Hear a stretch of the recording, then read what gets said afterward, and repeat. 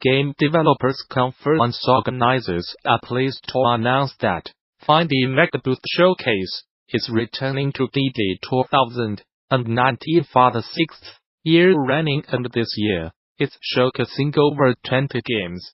Below you will find the full list of indie titles, which will be playable by all DD Pass holders at the Indie Megabooth, located on the second level, inside the west heart of the Moscow Convention Center from March 18th through March 22nd. With so many games to show off, the showcase will once again implement a midweek refresh. Half the titles will be available on Monday and Tuesday. Then a fresh set of curated games will be brought in to close out the event Wednesday through Friday. The IMB Showcase continues to be a fantastic collection of independent developers banding together to show off the latest and greatest indie games at conventions across the world. This year, IM's DD Showcase will feature teams from 8 different countries. IMB exists to support indie developers and to enable devs to showcase their work prominently at larger-scale industry events and consumer shows. Despite working with limited budgets and resources compared to AAA studios, with that in mind, here's the full list of games and devs that are coming to DD 2019 as part of the Indie Megabooth Showcase. Indie Megabooth Showcase game lineup: Monday, Tuesday, listed alphabetically. Wednesday, Friday, listed alphabetically. All of these games will be playable in the Indie Megabooth Showcase exhibit inside the Moscow Convention Center during DD 2019. Do not miss it. For more information about IMB, visit indiemegabooth.com or follow them on Twitter or Instagram at Indie Megabooth. To stay in the know and up to date on IMB news, developers and indie game enthusiasts can join the IMB community via Discord or subscribe to the monthly newsletter.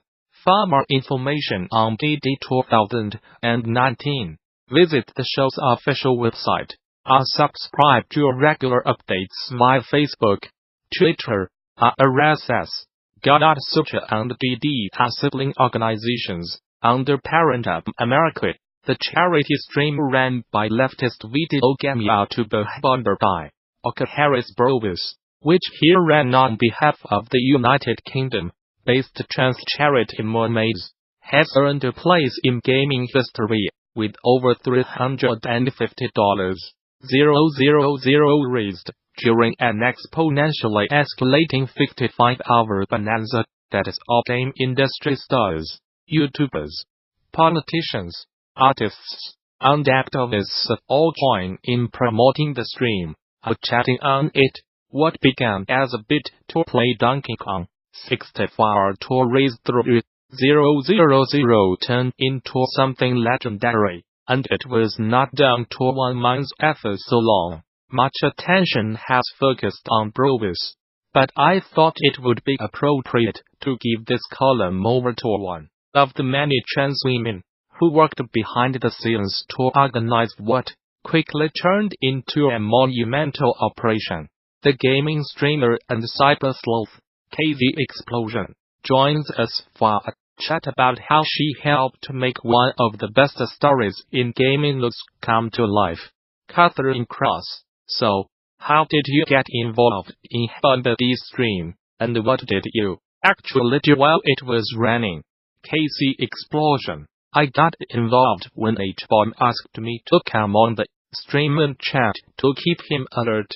I'll chat with others while he was gone to sleep, so that there was not just a dead silence on stream. Everything beyond that was completely unintended and unplanned.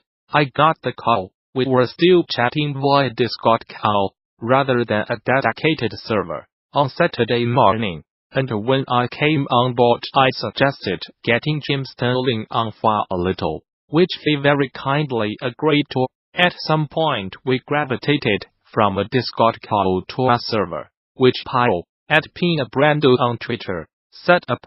It was later that evening that things really began to take off.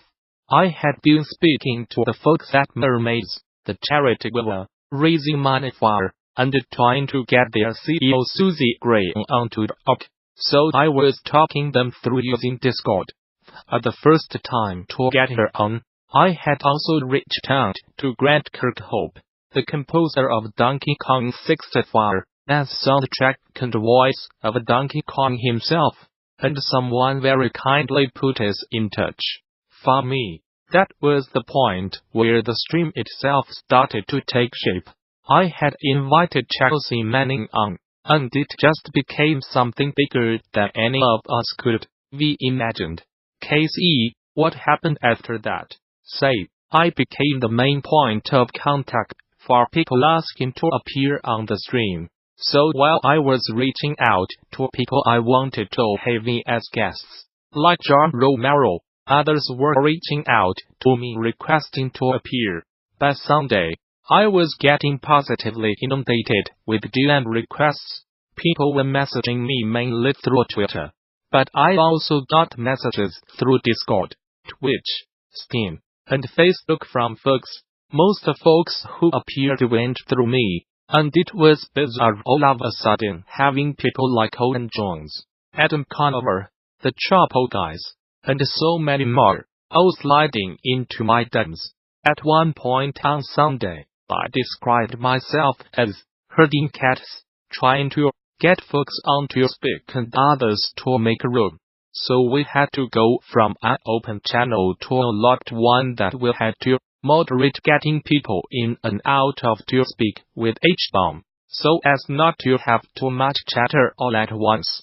I have to give gigantic thanks to Dan Olsen, Sean, Shannon Stucci, Pyle and others, who also did great work behind the scenes. Dan took over as the main point of contact. At the remainder of the stream once I had to go to bed. I got extremely burned out eventually, but I was happy that the last guest I managed to get on was trans game developer Rebecca Hyman.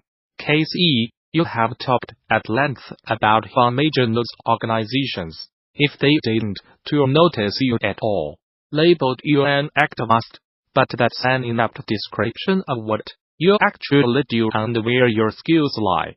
Talk a bit more about that, and what it means to be an aspiring gaming personality in 2019. Say, the reason I spoke about not wanting to be labeled an activist was not really about myself, but rather trying to draw attention to what I see as a more systemic issue on how media tends to frame trans people who speak up about their issues at all. It's not really about me. And to be honest, I do not think I would have a problem with the label if it were just me it's applied to, but it's not. The same publications that labeled me an activist also gave the same label to Chelsea Manning, and it just to me, not whistleblower Chelsea Manning or anything, just activist, and that's weird to me. That the only trans people mentioned get stuck with activist, well, everyone else mentioned in the coverage gets to be known for something else. That does not even take into account how the term has become a dog whistle for transphobic because as of late, where you will often hear them say, I do not hate trans people, just trans activists. So that's something that definitely adds to my reluctance to accept the label. As for being an aspiring gaming personality, it's about the space I want to create within gaming. When we think of the typical YouTuber, a Twitch personality, what can often come to mind is abrasive, loud and angry. With my streaming, I wanted to have a channel that is almost the exact opposite, where people can expect a more chill and relaxed commentary, where LGBT folks are explicitly welcome, and nobody has to worry about any heated game moments. Our gamer was, if you know what I mean, to grow that space. That's it means to me, and when folks in my Twitch chat are saying things like, Casey Asmer, when I know I have hit the right kind of chill that I wanted to achieve, and I hope I can continue to carve out that niche.